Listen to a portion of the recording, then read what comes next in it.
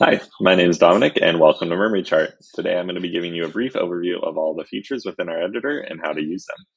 So, when you first land into the editor, what you'll notice is you have the text on the left side, which is creating the diagram on the right.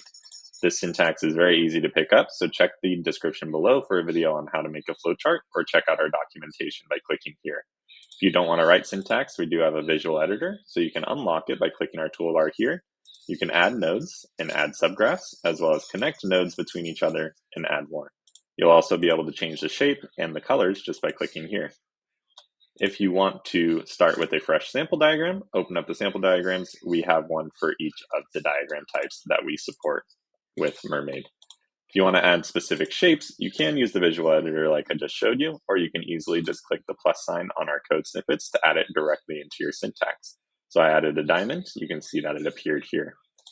We also have the AI chat. You can ask it to do anything. Be sure that you are clear in your request and that you provide as much context as possible, and you'll get a good response.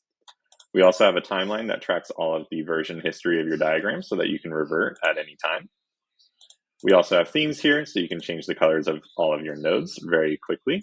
We have export options, so you can check those out. We also have options for pan and zoom and turning on or off auto sync.